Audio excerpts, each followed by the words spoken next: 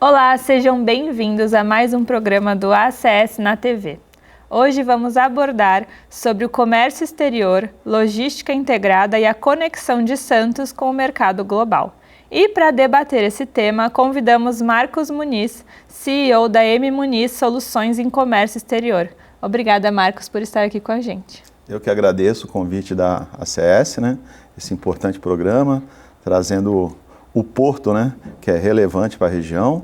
Nós temos aí 17 quilômetros de porto, 66 berços de atracação, então é um porto de plenitude, um porto importantíssimo para o país. Estamos localizados aí a 60 quilômetros do maior centro consumidor do Brasil, que são 15 milhões de pessoas, com aproximadamente 50 milhões em todo o estado de São Paulo. Um porto que tem uma capacidade de operacionalizar qualquer tipo de carga, carga química, granel líquido, granel sólido, containerizado, então veículos, e assim vai. E nós estamos nessa cidade aqui, que eu chamo uma ferradura.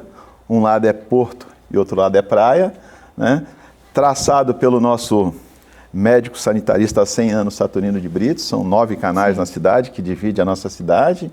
E essa relevância toda e importância que nós temos aqui para o comércio exterior do Brasil e do mundo, com a possibilidade de embarque e descarga de inúmeras cargas.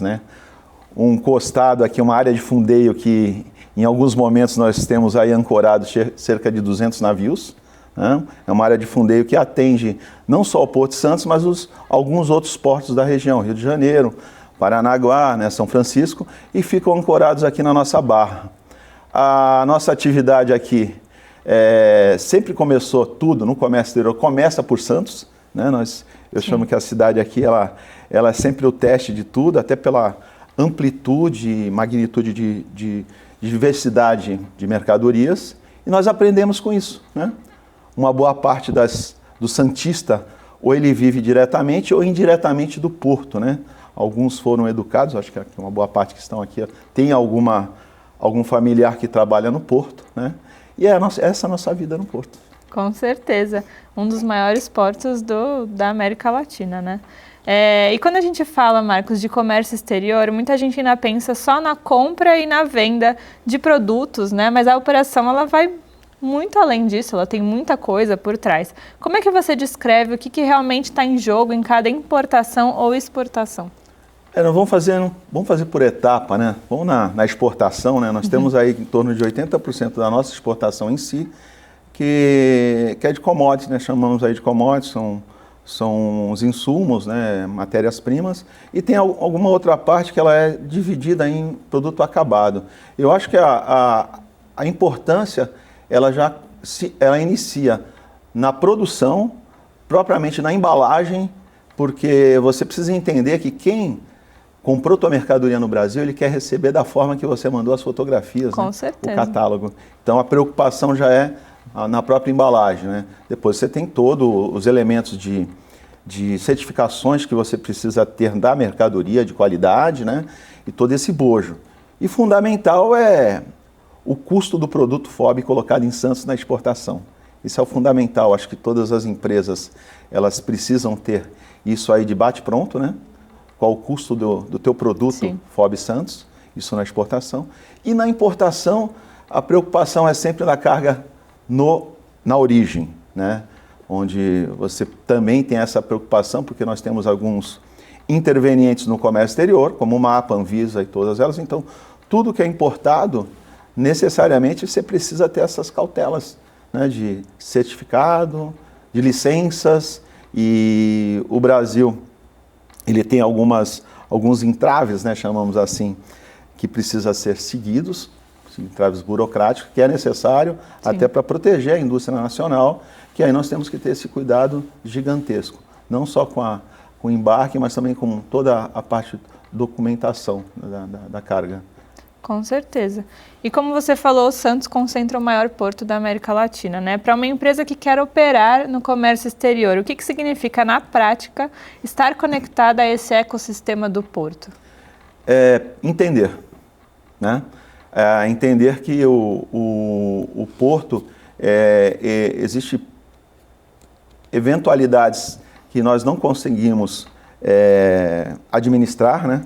Por exemplo, nós temos hoje um evento que é uma guerra, né? Sim. Que os fretes subiram, hoje um frete $8 mil para a China. Tudo está mais caro, né? Tudo mais oneroso. Isso aí, você destrói todo o seu planejamento de venda, o seu planejamento de custo do produto interno. Então, não existe previsibilidade no nosso negócio.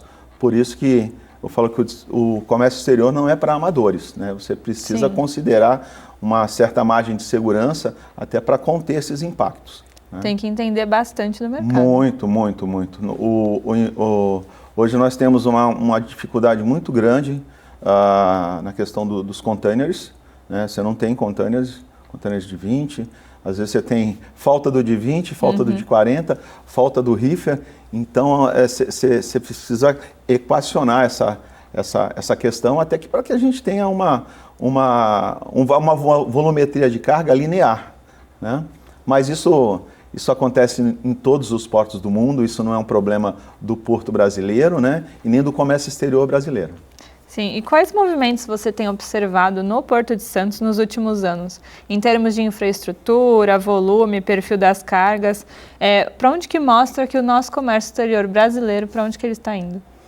É triste, mas assim, o commodities, a carga não acabada, eu sou um apaixonado por comércio exterior e um apaixonado pelo Brasil. Eu ainda fico triste que nós estamos exportando ainda produtos não acabados, né? Então, o movimento da carga que nós presenciamos até nos arrendamentos dos terminais, são cargas embarcadas in natura, né? E acho que o nosso DNA aqui, óbvio, precisa ter um certo equilíbrio, né? Mas nós temos uma boa parte de carga containerizadas, né? Que você traz um valor agregado, tanto na importação quanto exportação, e demais os outros produtos. Tendencia também, é óbvio, algumas cargas elas estão na logística errada, né? Você percebe aí uma carga que sai de Sorriso, no Mato Grosso, 3.000 quilômetros, vem para a ponta da praia, né? Modal rodoviário, isso não existe, né? Então, em algum momento, nós vamos precisar mudar isso. Sim. O rodoviário, ele nunca vai sumir.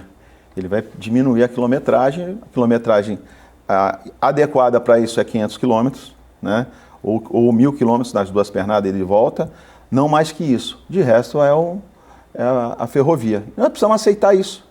A ferrovia, a cabotagem, né? Então, a dinâmica da BR do Mar, que nós não conseguimos ainda regulamentar uma lei que está aí há alguns anos. Isso é muito importante para a gente destravar um pouco essa logística do país, né? E principalmente do Porto de Santos. Sim. Né? Nós sou um pouco nostálgico, né?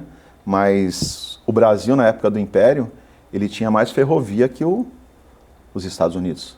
Olha o que é os Estados Unidos hoje e olha o que é o Brasil. Sim. Isso para refletir, né? Sim. Então, quando eu verifico aquelas viagens, né, para visitar portos, eu já fiz algumas, né?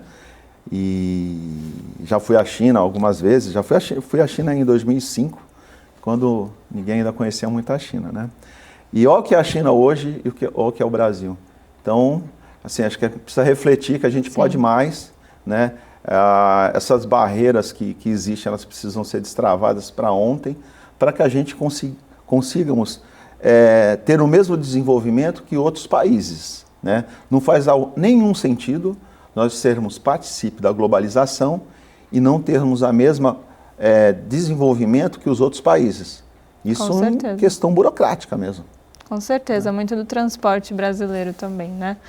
Bom, a gente volta no nosso próximo bloco.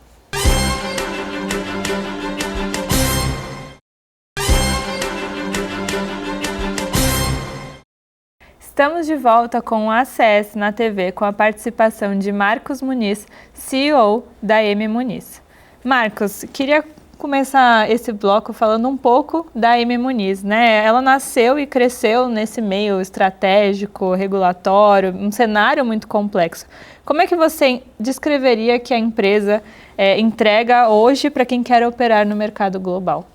Nós entregamos soluções, né? A empresa, ela iniciou, eu sou despachante aduaneiro, tenho 40 anos de atividade no comércio exterior e a nossa empresa, realmente se iniciou prestando um serviço de consultoria. Ela inaugurou no Rio de Janeiro, nós abrimos a empresa no Rio de Janeiro, Avenida Venezuela, número 27. Por que o Rio de Janeiro? Porque o Ministério de Indústria e Comércio ele era no Rio de Janeiro, né? E pela questão logística nós se aproximamos, né? Então, se iniciou no consultivo e depois nós ampliamos para outras atividades, né? A cidade de Santos, eu moro em Santos, sempre morei em Santos, e começamos a diversificar os nossos produtos, até para atender de forma global. Então, eu iniciei realmente trazendo empresas para o comércio exterior, fazendo um trabalho até de forma didática, né? De formação de custo, né? Para tomada de decisão, ou importar, por que não importar, montar a empresa, fazer um plano de negócio. Então, uma boa parte dos clientes que hoje nós temos em carteira, ele se iniciou exatamente dessa forma e se fidelizou com a nossa empresa, né? Nós temos uma carteira comercial de quase 100 clientes, né? Então, com inúmeros serviços. Hoje nós atuamos no serviço aduaneiro, né? Que é o serviço técnico de importação e exportação, a logística nacional, a logística internacional, a armazenagem estratégica que nós temos e o consultivo, que acho que é o mais importante de todo o trabalho, porque nós começamos com consultivos. Temos inúmeros cases aí de sucesso, empresas que eram pequenas e começaram a ser direcionadas com o nosso trabalho e hoje são uns grandes empresas aí no comércio exterior. Com certeza. E você e o Leonardo são os dois fundadores, Sim, certo? Leonardo despachante aduaneiro, começou com a gente, né? Aprendeu muito e hoje ele cuida da parte do Comex, né? Ele cuida, mas é o diretor de Comex, né? E eu faço parte a estratégia da empresa, né? Então, são inúmeros setores que tem na empresa. Sim. Que nós vamos diversificando e entregando para todos que estão na nossa... Nós somos um provedor de profissionais, tá? Nós temos um DNA de formar, uma boa parte da nossa mão de obra lá foi formada. Entre o mundo acadêmico, eu falo que existe uma lacuna muito grande entre o livro e a vida real, né? Com certeza. E nós estamos lá para desmistificar tudo isso no comércio exterior para eles. Vivenciar, né? Exatamente. Eu tenho uma história grande, né, no comércio exterior. A nossa empresa ela atende de Cáceres ao Chuí, do Rio Grande ao Pecém. E inúmeros EADs aí, né, portos secos, né, distribuídos no país. Então, no comércio exterior nós atendemos mesmo e há muitos anos. Nós somos, acho que, uma das primeiras empresas a ter hub de despacho. Quer dizer,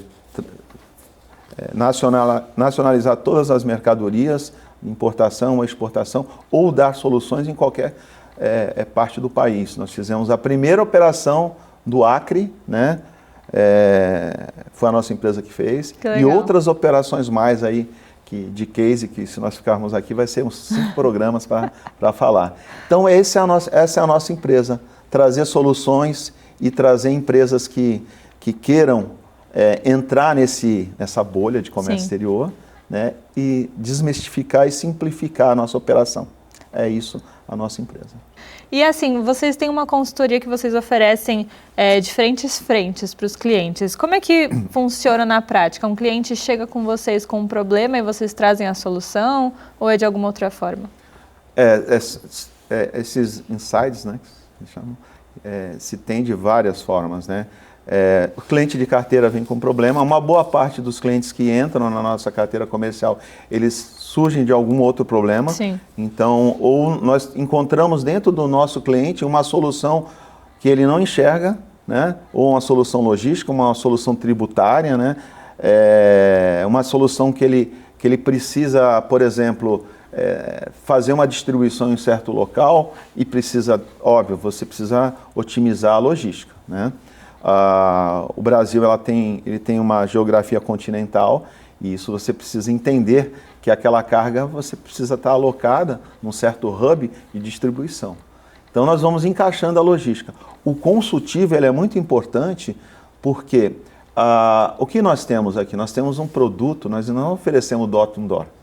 Nós oferecemos além do door-to-door, que é o desenvolvimento do produto. Então nós temos o nosso procurement na Ásia, que desenvolve o produto, qualquer produto que você queira, nós temos ele, nós já fazemos isso há muito tempo. Isso é uma novidade, tem algumas empresas entrando no mercado, mas eu faço isso desde 2005. Então muitas empresas que estão na nossa carteira, nós desenvolvemos o produto, fazemos as precificações, montamos o plano de negócio para eles, a precificação, tomada de decisão e aí dá andamento em tudo. Então é mais que o door-to-door. É uma solução completa. Completa, né? Então nós temos aí a inspeção de fábrica do seu produto, no exterior, na importação. Na exportação, nós fazemos o custo de exportação de forma ao cliente entender. Nós fazemos um didático ao cliente e multinacionais que trabalham com a gente, quando existe uma mudança no setor, eles nos solicitam para que a gente faça um didático para a equipe deles, para que eles entendam isso. Nós temos um programa também, Conheça o Porto com a M. Muniz, né? Que você conhece o porto realmente como ele é, a margem esquerda, a margem direita, por que existem esses terminais, por que você precisa utilizar a retroárea. Então é importantíssimo. A gente consegue mais uma vez desmistificar aquela interrogação que tinha, por que acontece isso, por que eu tenho que ter uma presença de carga. Então, isso é importante. E o consultivo em si, em soluções tributárias, também, máquinas e equipamentos. Nós somos um dos primeiros a proporcionar ao cliente a importação de máquinas e equipamentos, utilizando de um benefício que é dele, que é um ex-tarifário, o próprio reporto. Eu fui para o Rio de Janeiro, coloquei a sede lá só para atender algumas empresas no reporto. Interessante. Tá? Logo, bem no começo, né? Tive inúmeros debates aí com tudo, mas nós vivemos isso, ninguém contou. Então toda essa transformação de comércio exterior, eu vivi, o Leonardo também. Então nós construímos a empresa realmente com as mudanças do comércio exterior. Nós dormimos com uma legislação, acordamos com outra. Vocês viveram essa transformação. Né? Exatamente. E o consultivo nosso sempre foi muito importante. Então, todos os clientes, ele tem um atendimento muito personalizado. Qualquer atendente, né? Ele tem a capacidade de dar uma devolutiva ou verbalizando para o cliente a solução, ou logística, ou aduaneira, ou consultiva. Porque, para mim, o principal é que o cliente continue competitivo. Se ele continuar competitivo perante aos concorrentes dele, o nosso negócio continua sólido. Com certeza. Muito obrigada e nos vemos no nosso próximo bloco.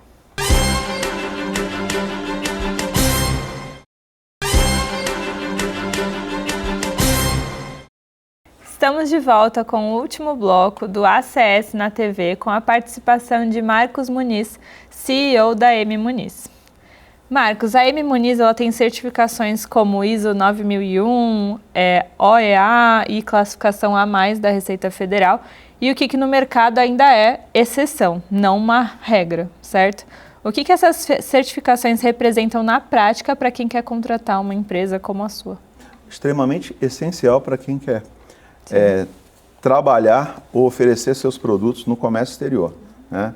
Nós temos uma certificação OEA, que nós temos o acompanhamento de toda a cadeia logística, evidencializando etapas por etapas.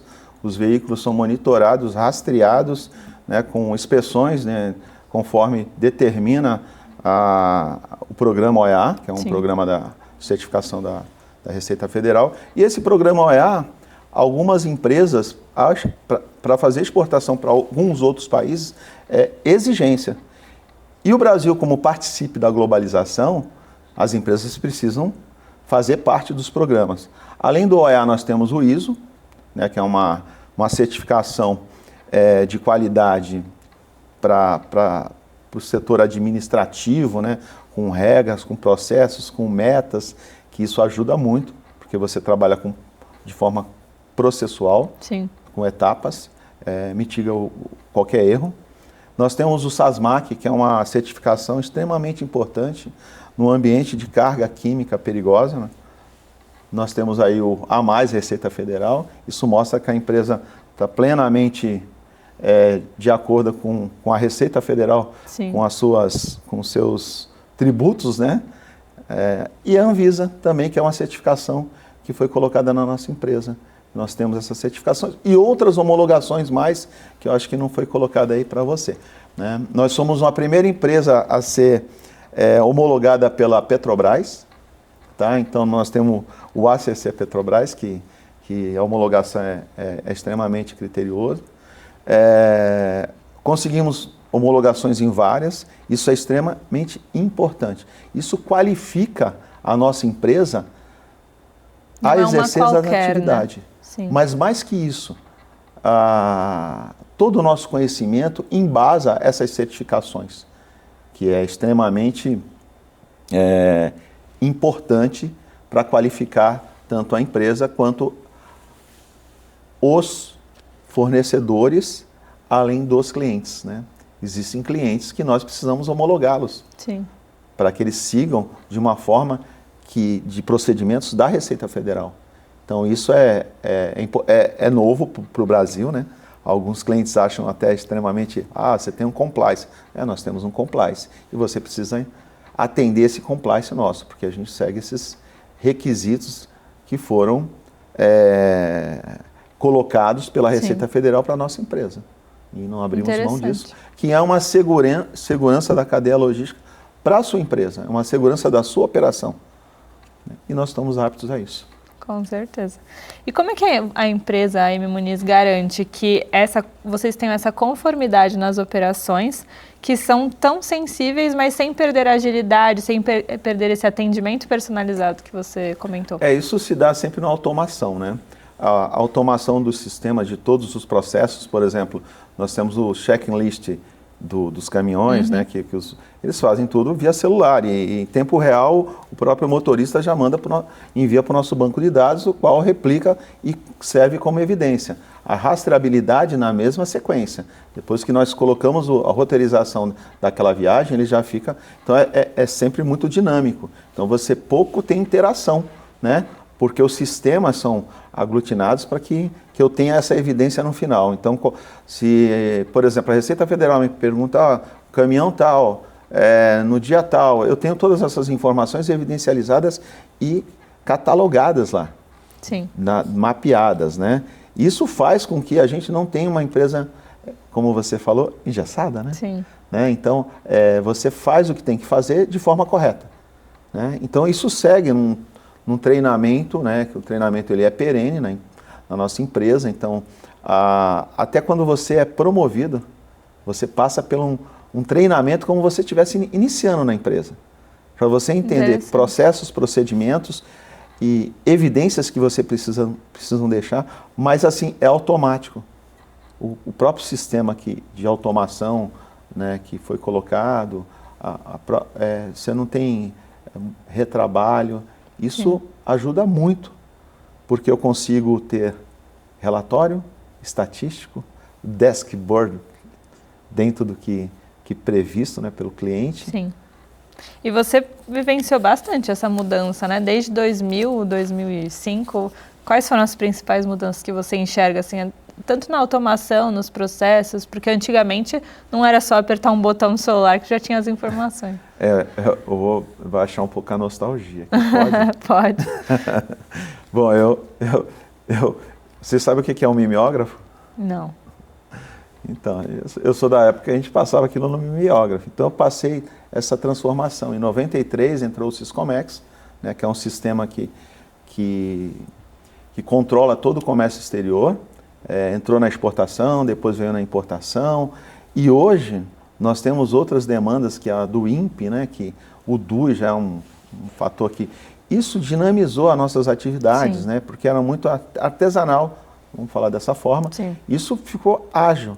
Isso tudo nós conseguimos colocar de forma acompanhando as mudanças que a Receita Federal implanta. A gente tem que estar muito bem informado e fazendo as mudanças dentro da proporcionalidade das mudanças que são necessárias. Então, acompanhando as mudanças. até para ofertar para o cliente uma segurança nas operações. Então nós estamos além, antecipando algo que pode ser que aconteça, né?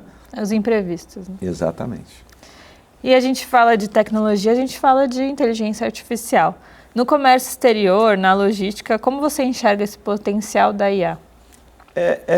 Ele é importante porque algumas atividades hoje, há necessidade de você colocar um IA. Sim. E eu já tenho isso na empresa já há muito tempo. Eu ainda não coloquei o atendimento IA, mas já está em andamento, que eu acho que ainda é muito robótico o atendimento Sim. IA. E o relacionamento até próximo, pela né? questão cultural nossa, nós não absorvemos isso ainda muito bem, né? Mas o sistema hoje, ele é IA. Algumas tarefas, o assistente de importação ou de exportação, ele já não interage. A partir do momento que o navio faz o manifesto, que ele tem 5 dias para fazer isso, o meu sistema já entende esse manifesto, já vai captar essa informação e já transcreve tudo aquilo para os documentos. Então, coisa que antigamente era muito manual. Não, muito manual, né? E assim, a transformação foi importante. Sim. Alguns colegas não entenderam isso e saíram do mercado, né? E outros não, aproveitaram essa oportunidade e usaram essas oportunidades de tecnologia como vantagem competitiva. Tá? Então, a gente precisa fazer parte das mudanças. Com certeza. Da mudança. E algumas atividades, você sabe que vão desaparecer. Para outras surgirem também. Mas você precisa mudar a tua forma de trabalho para que você se mantenha no mercado com a sua essência de aprendizado do que você fez inicialmente. Sim. Tá? O IA, para nós aqui, ela tem, assim, a gente fala que a gente é antes de Cristo, depois de Cristo, antes da pandemia e depois da pandemia, não é isso? É isso. Porque o que a gente tinha que crescer em 15 anos, nós crescemos em 2. E aí foi assim foi muito rápido. A gente sentiu isso. Sim. Não nós aqui, o Brasil, mas inúmeros países ainda em desenvolvimento ainda não absorveram muito isso. Você pensar que há 4, 5 anos atrás ainda tem ascensorista no elevador, né? Sim. Eu adorava aquela tiazinha do café, né? Mas assim, as coisas foram mudando e a relação de tecnologia, ela veio, ou você faz parte desse contexto, ou você está fora dele, né? Então, nós precisamos hoje, por exemplo, tecnologia que já foi colocada na Ásia há 5 anos, não chegou aqui no Brasil. Então, nós estamos aí no 5G, né? Eu já estou falando no 10. No 10G. A gente tem que acompanhar a transformação e as empresas precisam acompanhar também. Sim, o porto também, Com certeza. Muitas transformações no porto, né? Para quem acompanhou o carregamento com pau de carga, e hoje você vê uma headstacker, né? Ou um RTG, né? Você fazendo a puxada aí do porão aí de 4, 5 containers, uma volumetria que se fala em 120 container hora num terminal. Hoje você tem embarques aí de granel de açúcar, né? Em Sacaria são 2, 3 dias. O navio ficavam 15 dias ancorados. Olha a mudança, né, que você tem. Sim. Marcos, muito obrigada por estar aqui com a gente hoje. O programa foi enriquecedor e obrigada a você também que está nos assistindo. E até o próximo ACS na TV.